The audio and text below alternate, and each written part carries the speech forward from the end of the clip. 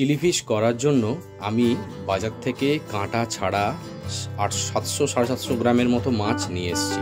এটা সাইডিং মাছ, কারণ আমি বাজারে ভেটকি মাছ পাইনি। আপনারা যে কোনো কাঁটা ছাড়া মাছ, যেমন বড় কাতলা মাছের পেটি বা আড় মাছ, সেখান থেকে সলিড যে মাছ কাঁটা ছাড়া সেই মাছ আপনারা নিয়ে চিলি ফিশ বানাতে পারেন। তো এই চিলি ফিশ বানানোর জন্য যে এই মাছের পিসগুলোকে আমি ছোটো ছোটো করে নিয়েছি, এবং এতে ম্যারিনেট যেটা করেছিলাম ভিডিওটা আমার ডিলিট হয়ে গেছে কোনোভাবে, তো আমি সেই জন্য আপনাদের বলে দিচ্ছি। তো প্রথমে দিয়েছিলাম ভিনেগার, আপনারা ভিনেগারের বদলে লেবুর রস দিতে পারেন। তারপরে দিয়েছিলাম আদা রসুন বাটা, 1 চা চামচ গোলমরিচ গুঁড়ো, আর 1.5 চামচ মতো কাশ্মীরি লঙ্কার গুঁড়ো দিয়েছিলাম, আর স্বাদ মতো লবণ। আচ্ছা, লবণ আর ঝালটা আপনারা নিজেদের স্বাদ মতো বা যে যেরকম খান সেভাবে দেবেন। এবং এই ম্যারিনেটটাকে অন্তত আধ ঘন্টা তো রাখতেই হবে, 30 মিনিট। আমরা 30 মিনিটই রেখেছি, কারণ আমাদের হাতে সময় নেই। আপনারা চাইলে এর থেকেও বেশি রাখতে পারেন, 1 ঘন্টার মতো রেখে দিতে পারেন ফ্রিজের মধ্যে এই ম্যারিনেটটাকে। এবার গ্যাসটাকে অন করে আমি কড়াতে রিফাইন্ড অয়েল দিয়ে দিলাম।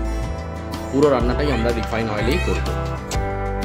যতক্ষণ কড়াইতে তেলটা গরম হবে ততক্ষণ আমি একটা উপকরণ বানিয়ে নেব, যেটা আমাদের এই চিলি ফিশে লাগবে। দেখুন কি কি দিয়ে বানাই। এখানে নিচ্ছি আমি 2 থেকে 3 টেবিল চামচ টমেটো সস। আপনারা চাইলে টমেটো কেচাপও নিয়ে নিতে পারেন। 2 টেবিল চামচ সয়া সস দেব,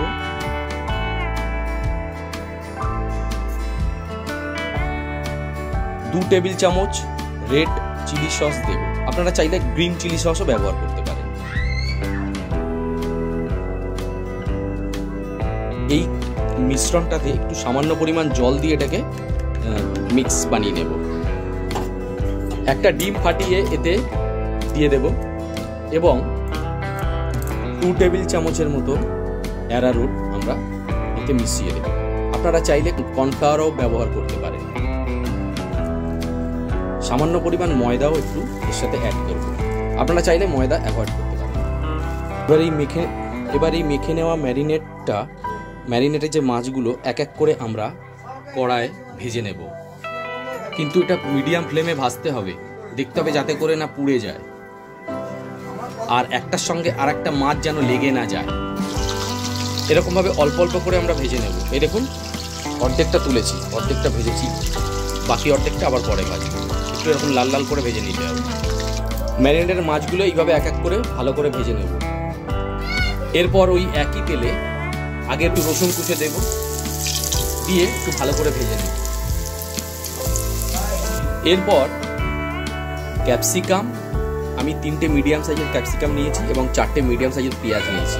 এগুলোকে কড়াইতে দিয়ে মিডিয়াম ফ্লেমে ভালো করে ভাজবো, যাতে না পুড়ে যায়। এবার এই ক্যাপসিকাম আর পেঁয়াজটাকে খুব ভালো করে ভাজতে হবে মিডিয়াম ফ্লেমে, যাতে করে পুড়ে না যায়, কারণ পুড়ে গেলে বা ক্যাপসিকাম গলে গেলে খেতে কিন্তু ভালো লাগে না। পরিমাণ মতো নুন দিয়ে একটু ভেজে নেব। এটাকে 2 থেকে 3 মিনিট ভেজে নেব। 2 থেকে 3 মিনিট ভাজার পর এবারে ওই যে মিশ্রণটা বানিয়ে রেখেছিলাম টমেটো সস, সয়া সস আর রেড চিলি সসের, এটাকে আমরা এখন দিয়ে দেবো। দিয়ে খুব ভালো করে নাড়তে হবে, খুব ভালো করে একটা মিশ্রণটাকে নাড়তে হবে। আচ্ছা, এবার যেটা ইম্পর্টেন্ট জিনিস বলি, সেটা হচ্ছে আপনারা গ্রেভি কীরকম খাবেন। আপনারা যদি রাইসের সাথে খান তাহলে গ্রেভি একটু বেশি লাগবে, যদি আপনারা রুটি পকোড়ার সাথে খান তাহলে গ্রেভি কম লাগবে। আমরা যদি ফ্রাইড রাইসের সাথে খাবো, সে কারণে আমরা গ্রেভির জন্য কী করবো, একটা পাত্রে 3 টেবিল চামচের মতো অ্যারারুট দিয়ে আমরা জল দিয়ে এটাকে গুলে রেখেছি। এই মিশ্রণটাকে এখন আমরা দিয়ে দেব। আপনারা এতে ভিনেগার ইউজ করতে পারেন, কিন্তু যেহেতু মাছটা ভাজার আগে কাঁচা অবস্থায় আমরা ভিনেগার দিয়েছিলাম, তাই এখন আর ভিনেগার ইউজ করলাম। শেষে আমরা একটু জল দিয়ে দেবো, কারণ আমাদের গ্রেভি দরকার, সেই জন্য আমরা একটু জল বেশি করেই দিলাম এখানে। সর্বশেষে জল দিয়ে দেওয়ার পর আমরা আরেকবার ভালো করে নেড়ে নেব। আপনারা নুনটাও চেক করে নেবেন, আমরাও চেক করবো এক্ষুনি। আর এটা যেহেতু রাইসের সাথে খাবো, আপনাদের আগেই বলেছি, সেই জন্য আমরা একটু ঝোল ঝোল করে এটাকে করেছি। তারপর আমরা যখন পকোড়াগুলো তুলে দেবো, পকোড়াতে খানিকটা জল টেনে নেবে, সেই কারণে আমরা একটু বেশি করেই জল দিয়েছি। এবার এটাকে নেড়ে 4 থেকে 5 মিনিটের জন্য আমরা চাপা দিয়ে রেখে দেব। সামান্য পরিমাণ চিনিও দিয়ে দেবো। হ্যাঁ, এবার গ্রেভিটা ফুটে উঠেছে। এবার আমরা এই ভেজে রাখা যে মাছের পকোড়াগুলো আমরা দিয়ে এক এক করে সবটাই দিয়ে দেবো। দিয়ে 2 থেকে 3 মিনিট রেখে আমাদের চিলি ফিশ রেডি হয়ে গেছে। এবার শেষে 4-5টা চিড়ে রেখেছি কাঁচা লঙ্কা, সেটা দিয়ে দেবো, দিয়ে 1-2 বার নেড়ে নামিয়ে দেবো। দেখুন চিলি ফিশ রেডি হয়ে গেছে। তাহলে চলে আসুন আমাদের সাথে।